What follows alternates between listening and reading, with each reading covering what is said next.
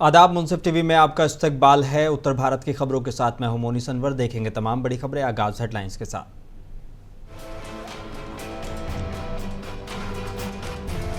हरिद्वार पहुंचे उत्तराखंड के सीएम पुष्कर सिंह धामी। बोले निकाय चुनाव में भी भाजपा को जिताएंगे और ट्रिपल इंजन की सरकार लाएंगे।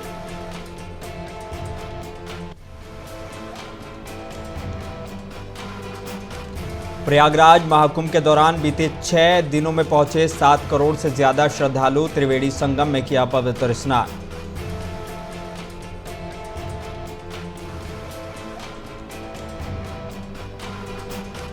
एमपी एमएलए कोर्ट से समाजवादी पार्टी के कद्दावर नेता आजम खान को लगा बड़ा झटका। 2008 में सड़क जाम करने के मामले में सजा रखी गई बरकरार।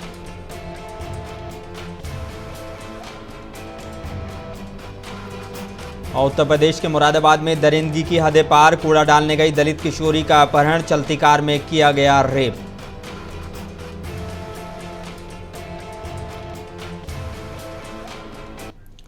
आई बुलेटिन की शुरुआत कुछ अहम और बड़ी खबरों के साथ। उत्तराखंड के हरिद्वार पहुंचे उत्तराखंड के मुख्यमंत्री पुष्कर सिंह धामी ने कहा है कि चाहे प्रधानमंत्री मोदी को लगातार तीसरी बार भारत का प्रधानमंत्री बनाना हो या राज्य में डबल इंजन की सरकार बनाना हो, उत्तराखंड के सभी मतदाताओं ने हमें अपना आशीर्वाद दिया है।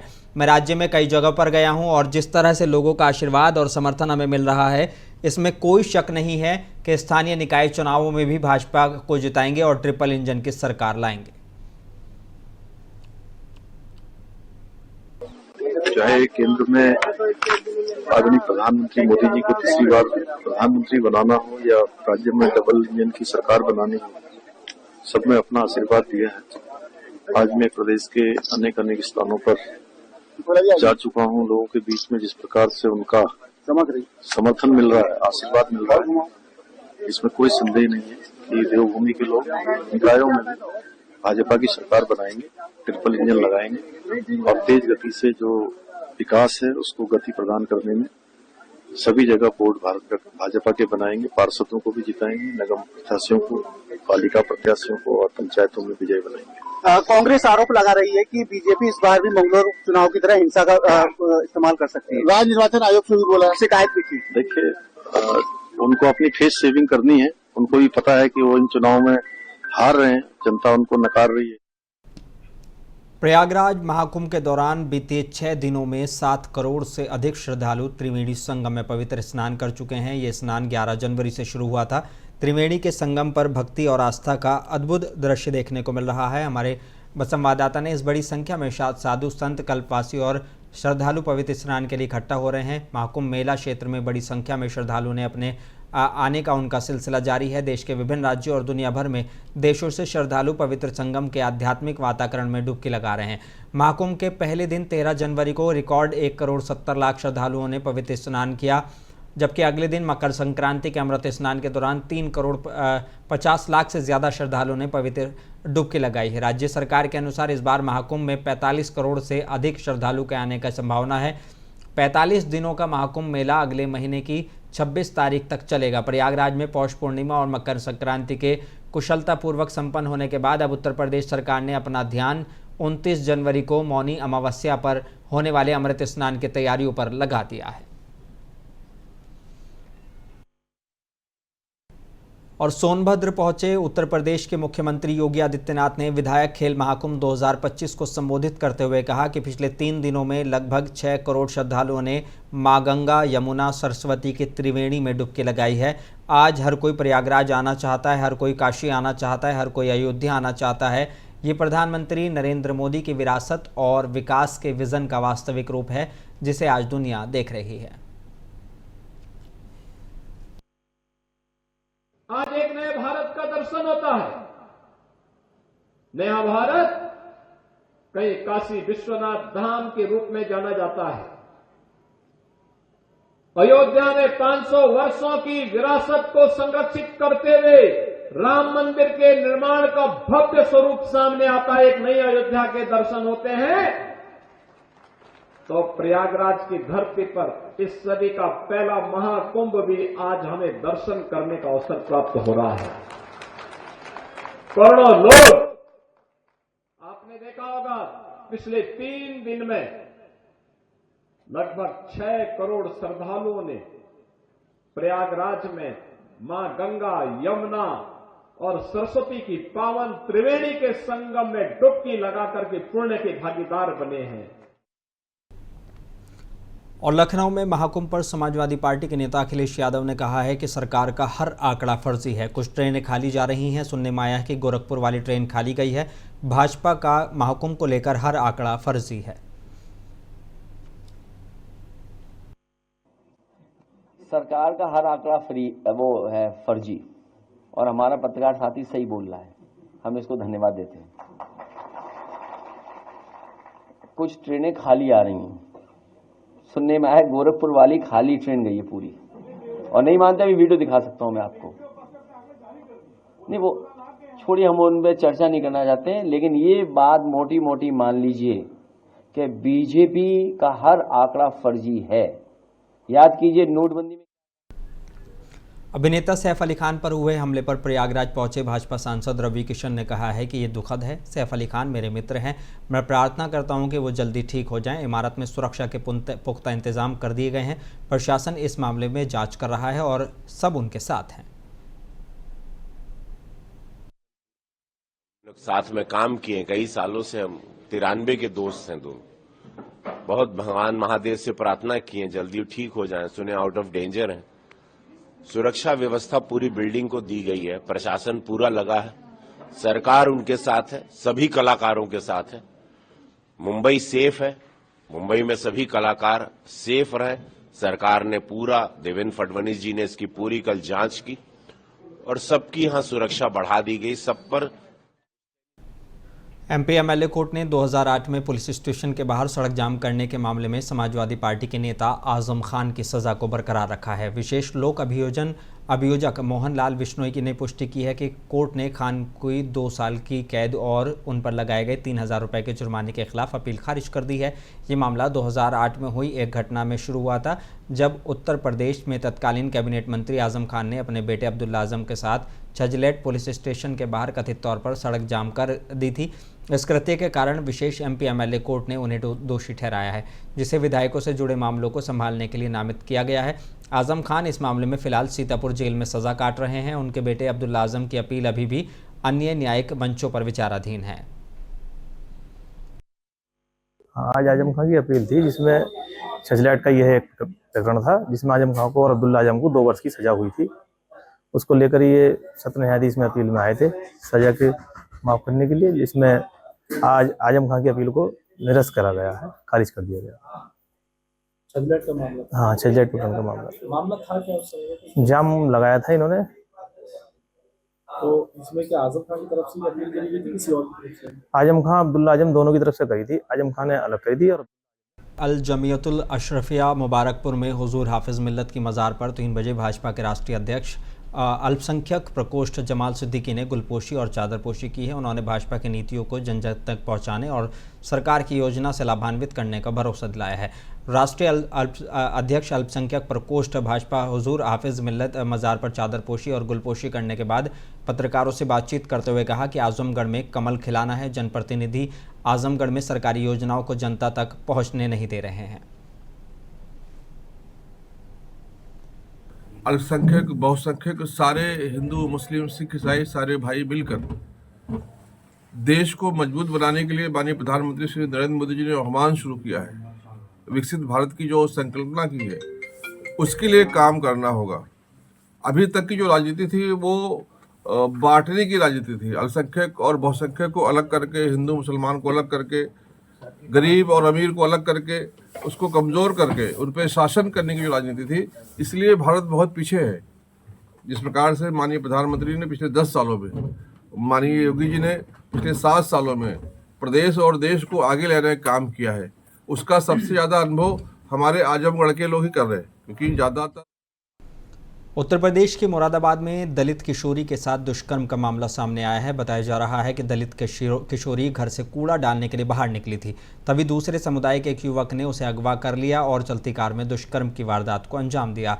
इतना ही नहीं, आरोपी ने किशोरी की अश्लील फोटो भी ली है। पीड़िता के पिता की तहरीर पर पुलिस ने मामला दर्ज किया है और आरोपी की तलाश शुरू कर दी है। जल्द से जल्द आरोपी को गिरफ्तार करने का आश्वासन भी पुलिस के द्वारा दिया गया है। देखिए थाना ठाकुर द्वारा में एक सूचना प्राप्त हुई है कि एक 16 वर्षीय लड़की है जिसमें कि उसके पिताजी ने एक तहरीर दी है कि वो जब अपने गांव के पास में कूड़ा डालने के लिए गई थी तो वहाँ पे एक स्कॉर्पियो गाड़ी आई और उसमें इसको बैठा के अगवा करा के लेके गया और एवं उसके साथ में गलत काम किया गया। तुरंत ही जैसी हमें तहरीर प्राप्त हुई है वैसे ही हमने इसमें मुकदमा पंजीकृत कर लिया गया है एवं इसमें आगे की विधिक कार्रवाई की जा रही है। आरोपी की गिरफ्तारी हुई क्या?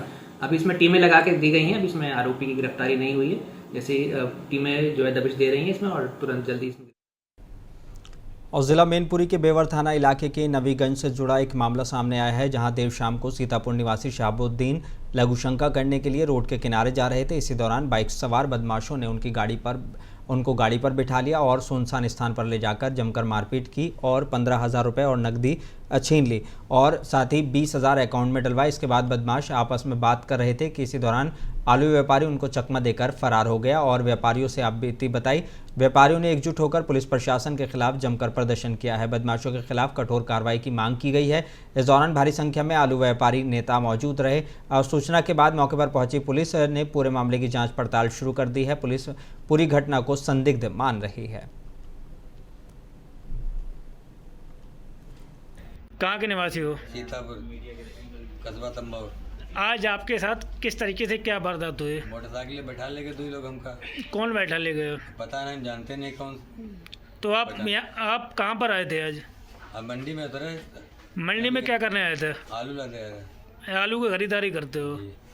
तो आपको ले जाके किस तरह क्या घटना हुई वहाँ ले जाके? क्या कमरे में बैठा रहे, बंद करे, मारे पीटे चालू कर दी। तो क्या उनकी डिमांड थी, क्या वो बोल रहे थे आपसे? 1 लाख रुपया मांग रहे हैं, बाद 80,000 मांग। सहारनपुर के बेहट में कलसिया चुटमलपुर मार्ग पर कोतवाली बेहट इलाके के गांव संसारपुर में 2 बाइकों की आमने सामने की भिड़ंत के बाद सड़क पर गिरे बाइक सवारों को ट्रक द्वारा कुचले जाने से हादसे में 2 लोगों की दर्दनाक मौत हो गई है और महिला सहित 2 लोग गंभीर घायल हुए हैं। पुलिस ने घायलों को बेहट CHC में भर्ती कराया है। हालत गंभीर होने के चलते उनको जिला अस्पताल रेफर कर दिया गया है।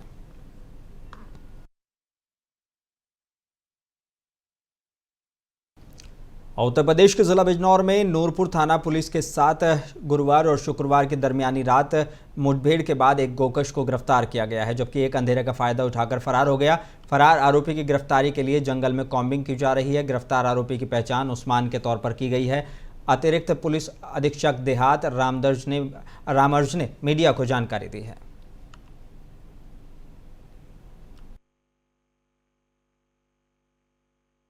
आज दिनांक 16/1/2025 की रात्रि में नूरपुर पुलिस संदिग्ध व्यक्तियों वाहनों की चेकिंग कर रही थी। इस दौरान सूचना प्राप्त हुई कि थाना क्षेत्र के दरियापुर के जंगल में कुछ लोग गोवंशीय पशु का वध करने का प्रयास कर रहे हैं। इस सूचना पर स्थानीय पुलिस तत्काल मौके पर पहुंचकर इनकी घेराबंदी की, जहां एक गन्ने के खेत में एक गोवंशीय पशु बंधा दिखाई दिया तथा 2 व्यक्ति दिखाई दिए।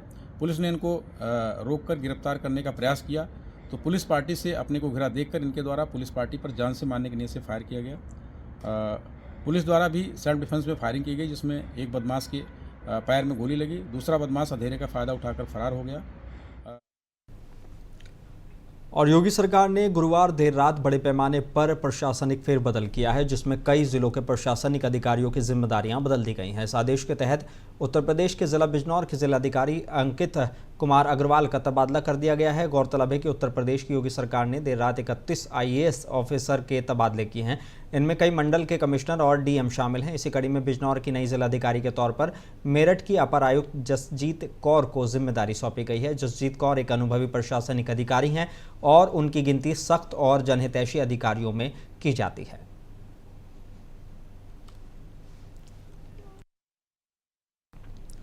उत्तर प्रदेश के बरेली से एक चौंकाने वाला मामला सामने आया है, जहां एक पाकिस्तानी महिला 9 साल से बेसिक विभाग में फर्जी तरीके से निवास प्रमाण पत्र बनवाकर नौकरी कर रही थी। गोपनीय जांच होने के बाद ये पता चला कि महिला ने अपना फर्जी निवास प्रमाण पत्र रामपुर से बनवाया था, जो जांच में फर्जी निकला और अब महिला शिक्षक और खंड शिक्षा अधिकारी की तहरीर पर मुकदमा उसके खिलाफ दर्ज किया गया है।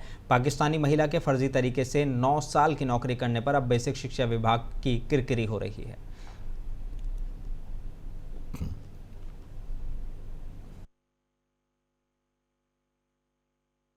थाना फतेहगंज पश्चिम में खंड शिक्षा अधिकारी विकास क्षेत्र फतेहगंज पश्चिमी ने आकर एक टाइपशुदा तहरीर दी, जिसमें उन्होंने अवगत कराया कि सुश्री सुमाइला खान पुत्री श्री ऐसे खां मकान नंबर 20 गली नंबर 4 बजरोही टोला रामपुर ने कूट रचित निवास प्रमाण पत्र के आधार पर सहायक अध्यापिका के पद पर नियुक्ति प्राप्त की है, जिस पर उनको निलंबित किया गया तथा जांचोपरांत तहसीलदार सदर रामपुर की आख्या के आधार पर उनके पाक राष्ट्रिका होने तथा उत्तर प्रदेश बेसिक शिक्षा अध्यापक सेवा नियमावली 1981 के अंतर्गत अपात्र पाए जाने पर नियुक्ति की तिथि से पदच्युत किया गया है।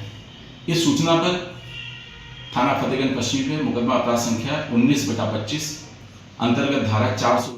उत्तर प्रदेश के झांसी में कोतवाली थाना इलाके के एक वीडियो वायरल हो रहा है, जिसमें दबंग पूर्व पार्षद अनिल सोनी का ट्रैक्टर चालक के साथ मारपीट और बद्दी गालियां देता नजर आ रहा है। ये वीडियो सोशल मीडिया पर वायरल हो गया है और शहर में चर्चा का मुद्दा बना हुआ है। वीडियो में दिखाई दे रहा है कि अनिल सोनी ट्रैक्टर चालक के साथ मारपीट कर रहे हैं और उन्हें बद्दी गालियां दे रहे हैं। इस दौरान किसी ने वीडियो बनाकर सोशल मीडिया पर वायरल कर दिया, जिससे घटना शहर में चर्चा का मुद्दा बनी है। वहीं ट्रैक्टर चालक के तहरीर पर कोतवाली पुलिस ने मुकदमा दर्ज कर लिया है और आगे की जाँच जारी है।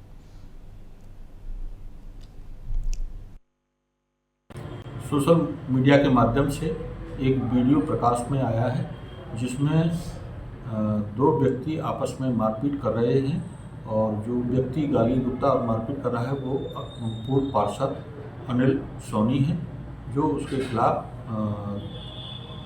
सुसंगत धाराओं में मुकदमा पंजीकृत किया गया है। आवश्यक विधिक कार्रवाई की जा रही है। और झांसी के नवाबाद थाना इलाके में 4 युवकों में जमकर मारपीट हो गई। सरेआम सड़क पर हुई मारपीट में 4 युवक एक दूसरे को जमकर मारपीटने लगे। इस दौरान 2 दुकानों के सामान भी टूट गए। चारों युवकों के बीच हो रही मारपीट का वीडियो किसी शख्स ने बनाकर सोशल मीडिया पर वायरल कर दिया। वहीं इस बाबत पुलिस अधिकारियों का कहना है कि वायरल वीडियो के जाँच के आदेश दिए गए हैं। चारों युवक कौन थे, चारों युवकों के बीच मारपीट किस वजह से हुई, जाँच कर मामले में कार्रवाई की जाएगी।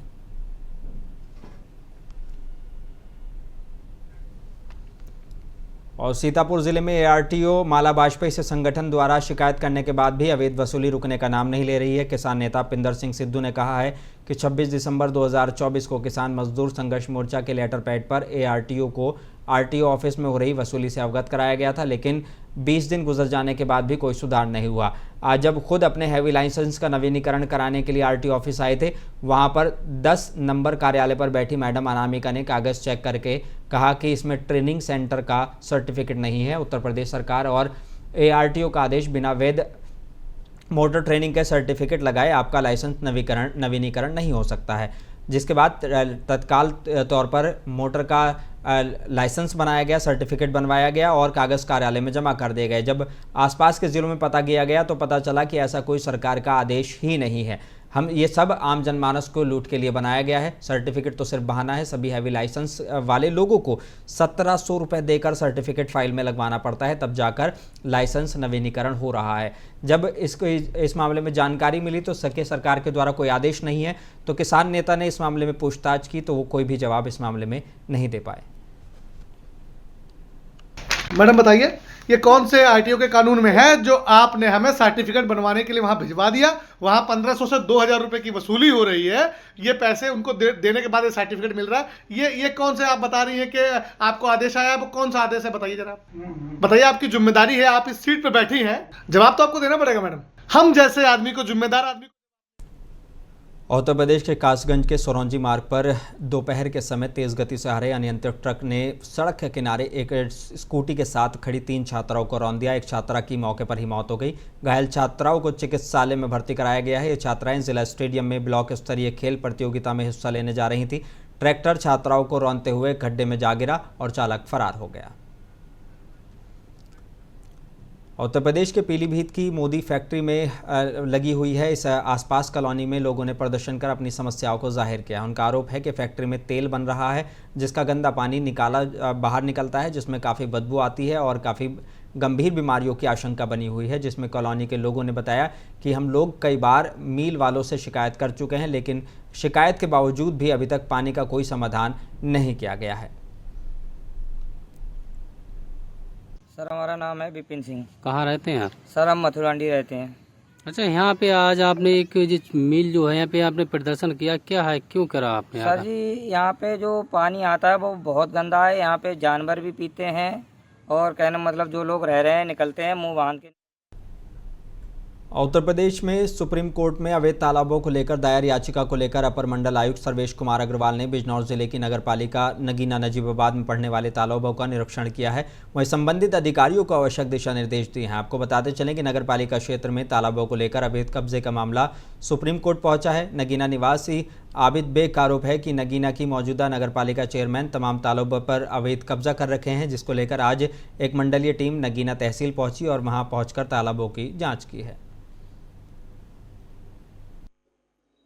कमिश्नर साहब ने एक तो नगीना तहसील की कोर्टों का इंस्पेक्शन करने के लिए मुझे निर्देश दिया है। तो आज कोर्टों का एसडीएम और तहसीलदार, नायब तहसीलदार की जो रेवेन्यू कोर्ट हैं, उनके केसेस के डिस्पोजल के बारे में जरा मैं समीक्षा करने आया हूं। और इसके अलावा एनजीटी के आदेश पे और माननीय सुप्रीम कोर्ट उत्तर प्रदेश के शाहजहांपुर में पुलिस ने थाना राजा क्षेत्र स्थित 440 केवी पावर ग्रिड के स्टोर में नकब लगाकर 10 लाख रुपए चोरी के ट्रांसफार्मर के उपकरण चोरी की घटना का खुलासा किया है। धर्मेंद्र प्रताप सिंह एसओजी प्रभारी, राजीव कुमार प्रभारी निरीक्षक थाना रोजा के नेतृत्व में पुलिस टीम ने 17 जनवरी की रात मुठभेड़ में 5 लोगों को गिरफ्तार किया। सूरज राठौर, अर्जुन छोटू, विष्णु गुप्ता और पवन कुमार पांचों जनपद लखीमपुर के निवासी हैं। संजय कुमार एसपी सिटी ने घटना का खुलासा करते हुए बताया कि कल रात हुई मुठभेड़ में सूरज राठौर और एक सिपाही घायल हो गया है, जिनको उपचार के लिए भर्ती कराया गया है। और अमरोहा जिले में सड़क हादसों में होने वाली मौतों में कमी लाने के लिए शासन ने नो हेलमेट नो फ्यूल का आदेश जारी किया है। जिले में यह व्यवस्था 26 जनवरी से लागू होगी। अब चालक और उसके पीछे बैठे यात्री को हेलमेट लगाना अनिवार्य है, वरना किसी भी पेट्रोल पंप पर उन्हें पेट्रोल नहीं मिलेगा। इतना ही नहीं, पेट्रोल पंप संचालक हर 2 पहिया वाहन चालकों को जागरूक करेंगे। बिना हेलमेट पेट्रोल देते पकड़े जाने पर पंप संचालक के खिलाफ भी कार्रवाई की जाएगी। परिवहन विभाग ने पेट्रोल पंप मालिकों को नोटिस जारी किए हैं। वहीं डीएम ने भी आदेश जारी कर दिया है। और राष्ट्रीय सड़क सुरक्षा माह 2025 के अंतर्गत जहां एक और विभिन्न प्रकार के जागरूकता अभियान करके लोगों को जागरूक किया जा रहा है, वहीं इसके साथ जीवन से जुड़ा दूसरा विषय आग से भी बचाव भी है। जीवन से जुड़े इन दोनों विषयों को लेकर आज रक्सा टोल प्लाजा पर प्रभारी अग्निशमन अधिकारी रामकेश शुक्ला के मुख्य आतिथ्य में प्रोजेक्ट मैनेजर रंजय सिंह की अध्यक्षता और सड़क सुरक्षा समिति के सदस्य, ट्रैफिक वार्डन, वरिष्ठ अग्नि सचेतक प्रगति शर्मा के संयोजन में सड़क सुरक्षा और अग्निशमन जागरूकता अभियान चलाया गया।